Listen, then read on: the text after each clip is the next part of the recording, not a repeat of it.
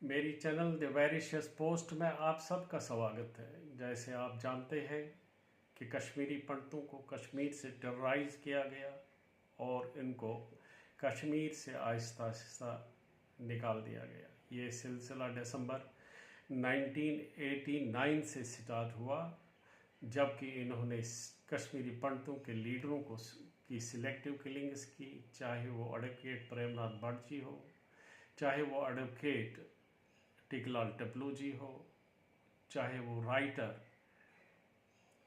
सर्वानंद प्रेमी जी हो, या उनके बेटे हो, या अन्य और कश्मीरी पंडित हो, जिनमें हमारी बहनें भी इंक्लूड थी। बेहरमती करके चार आरे पर चीर कर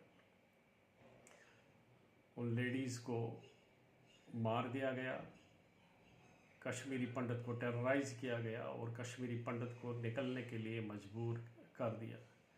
कश्मीरी पंडित उस वक्त हैरान हुआ जिन मस्जिदों से वो सुनता आया है अजान,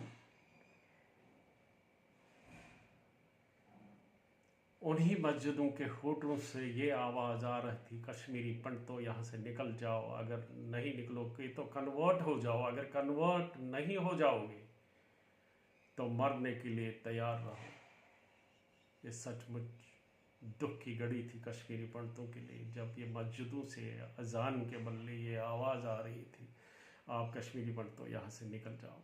और कश्मीरी पंडितों ने खतरा भांप लिया और अपने बाल बच्चों के समेत कश्मीर छोड़कर, इसका परवाह न करते हुए कि उसकी उम्र भर की प्रॉपर्टी वहाँ है, जो उसने उम्र भर कमाया है, वो सारा उधर ही छोड़ के वो कश्मीर से निकलने के लिए मजबूर हो गया।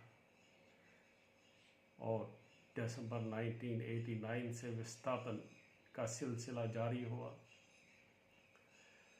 और दुनिया के डिफरेंट कॉर्नरों में बसना शुरू हुआ। उसके साथ ही जब अपनी यादों ने पीछा न छोड़ा तो अपने पीछे नज़र देकर उसने देखा कि किस तरह गीदड़ लोग, जिस तरह जैसे गीदड़ एक शिकार के ऊपर पड़ते हैं, किस तरह कश्मीरी पंडितों की प्रॉपर्टियों के ऊपर वहाँ के जहादी लोग टूट पड़े हैं, और किस तरह से गवर्नमेंट रिकॉर्डों में टेम्परिंग करके, गवर्नमेंट रिकॉर्ड चेंज करके इलीगल एंट्रीज हो रही है। ये खतरा भांप कर एक organisation Premnath Bhatt memorial trust ने मुनासिब जाना कि हम किसी न किसी तरीके से एटलीस्ट रिलीजियस प्रॉपर्टी जो है उसको बचाया जाए।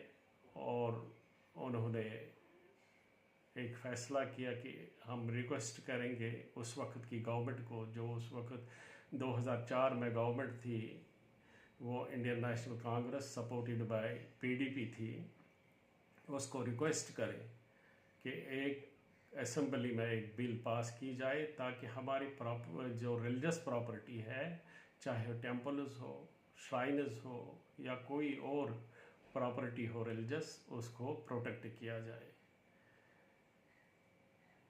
तो वो उस वक्त के लॉ मिनिस्टर से मिले। उस वक्त के लॉ मिनिस्टर थे मुजफ्फर हुसैन बेग साहब। मुजफ्फर हुसैन बेग साहब ने आश्वासन दिया कि बिल लाने की असेंबली में ज़रूरत नहीं है, हम एक लॉ बनाएंगे जिससे आप लोगों की रिलीजियस प्रॉपर्टी जो है प्रोटेक्ट हो जाए। ये आश्वासन लेते हुए इन सारे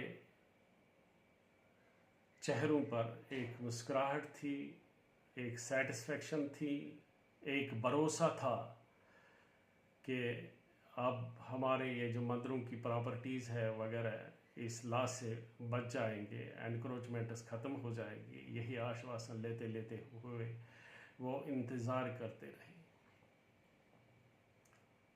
साल बीता, दूसरा साल भी बीता, तीसरा साल भी बीता, चौथा साल भी बीता, यहाँ तक 11 जुलाई 2008 का समय आया और पीडीपी ने कांग्रेस गवर्नमेंट को सपोर्ट वापस लिया। यहाँ गवर्नर्स रूल हो गया, डिक्लेयर जो ही गवर्नर्स रूल हो गया, जो उस वक्त 2004 जो लॉ मिनिस्टर से मिलकर जो ऑर्गेनाइजेशन के लोग थे जो बहुत ही खुश उस वक्त थे, उनके चेहरे थोड़ा सा फीके पड़ गए। चेहरा फीका पड़ा मगर भरोसा और अपने आप पर भरोसा ख़त्म नहीं हुआ और वो भरोसा लेकर वो आगे चलते गए। यहाँ तक कि उन्होंने अब और भी गवर्नमेंट की एजेंसी से मिलना शुरू कर दिया। 2009 में इन्होंने डिफरेंट लोगों से मिलकर, गवर्नमेंट के लोगों से मिलकर, इस से एक नई गवर्नमेंट जो फॉर्म हुई थी उस वक्त एनसी और इंडियन नेशनल कांग्रेस की नई गवर्नमेंट फॉर्म हुई थी, उनका सपोर्ट लेके उनसे मिल के ये उनसे रिक्वेस्ट करके कि आप एक बिल असेंबली में लाइए जिससे हमारे टेम्पल्स और श्राइन्स जो है वो प्रोटेक्ट हो जाए। एक बिल लाई गई पहले ही सेशन में, जो ही ये गवर्नमेंट बन गई पहले ही सेशन में 2009 में एक बिल लाई गई जिसका टाइटल था management and religious bill 2009, LA bill number 11। जो ही बिल ये इंट्रोड्यूस हो गई तो उसके बाद और 3-4 साल तक इस पर संज्ञान नहीं लिया गया असेंबली में। फिर अप्रैल 2013 को ये it was taken in the house और हाउस में फिर इसको जो ही इंट्रोड्यूस किया गया, जो ही इस पर बातचीत शुरू हो गई तो कांग्रेस ने स्ट्रेस कर दिया कि नहीं, ये सिलेक्ट कमेटी में भेज दिया जाए। अप्रैल 2013 में इसको सिलेक्ट कमेटी में भेज दिया गया। सितंबर 2013 में सिलेक्ट कमेटी ने अपना रिपोर्ट दिया, जो रिपोर्ट इसके फेवर में था और उन्होंने जाना था कि नहीं, बिल आनी चाहिए जिससे कश्मीरी पंडितों के मंदिरों और जो रिलीजियस प्रॉपर्टीज़ हो, श्राइन्स हो, उनको प्रोटेक्ट किया जाए। तो उन्होंने इस फेवर में अपना सिलेक्ट कमेटी ने अपना रिपोर्ट दिया और 2 मार्च 2014 बजट सेशन में जो ही इसको दूसरी बार इंट्रोड्यूस किया गया असेंबली में, बजट सेशन में जो ही इसको इंट्रोड्यूस किया गया तो उस वक्त Congress, Bharatiya Janata party, national panthers party ने टोटल इस बिल का विरोध किया। मैं और रिपीट करूंगा कौन कौन सी पार्टी थी। कांग्रेस, भारतीय जनता पार्टी जिसको शॉर्ट में बीजेपी कहते हैं, और नेशनल पैंथर्स पार्टी, इन तीनों ने इसको अपोज किया कि यह बिल पास नहीं होनी चाहिए। और इस पर जो उस वक्त के स्पीकर थे उन्होंने इसको जॉइंट सेलेक्ट कमेटी को पेश किया। उन्होंने ऑर्डर किया कि ये जॉइंट सेलेक्टिव कमेटी को भेज दी जाए जहां पर इस पर डिस्कशन हो और उसके बाद वो रिपोर्ट करे। मगर उस पर कोई बात नहीं हुई, कोई चीत नहीं हुई, कोई डिस्कशन नहीं हुआ और इन्होंने मुनासिब ही नहीं समझा कि इसको हम इस पर चर्चा की जाए, या मान लीजिए कि वो उनके लिए ये कोई इम्पॉर्टेंट बिल नहीं थी और उस पर कोई डिस्कशन नहीं हुआ, यहाँ तक कि वो फिर आहिस्ता आहिस्ता लैप्स हो गई। फिर समय आ गया 30 मार्च 2006, 30 मार्च 2026। उस दिन जम्मू कश्मीर असेंबली में ये बिल टेबल हुई। जो ही ये इंट्रोड्यूस कर ही रहे थे तो हमारे चीफ मिनिस्टर उमर अब्दुल्ला साहब खड़े हुए, जिन्होंने एकदम एक ही वॉइस में कहा, आई अपोज दिस बिल। और इस बिल पर कोई चर्चा नहीं हुई। इसके 2 दिन के बाद ये बिल जो 30 मार्च को प्लेस की थी, टेबल की थी, ये मनकोटिया, बलवंत सिंह मनकोटिया, जो चिनानी से बीजेपी के एमएलए हैं, उन्होंने इसको टेबल करवाया था और इस पर डिस्कशन मांगा था, मगर उमर अब्दुल्ला साहब ने इसको टोटली रिजेक्ट किया। उसके 2 दिन के बाद फिर जो रामबन के एमएलए एनसी के ही हैं, उन्होंने इस पर और डिस्कशन मांगा, जिनका नाम अर्जुन सिंह राजू है। अर्जुन सिंह राजू जो नेशनल कॉन्फ्रेंस के एमएलए रामबन से है, उन्होंने और इस बिल पर चाहा कि इसको पर डिस्कशन हो जाए, मगर इसका फेट भी वही हुआ जैसे कि उमर अब्दुल्ला चीफ मिनिस्टर साहब ने मनकोटिया साहब की बिल को रिजेक्ट किया था, उसी तरह इस बिल को भी रिजेक्ट किया, किसी का इंतज़ार न करते हुए कि दूसरा मेंबर क्या बोले क्या नहीं बोले। मगर हमारे चीफ मिनिस्टर साहब खड़े हो गए चुस्ती से और इस बिल को अपोज किया। आप दर्शकों, आप खुद सुन सकते हो कि आप देखो ये कश्मीरी पंडित कितना लाचार है, कितना ज़रूरी है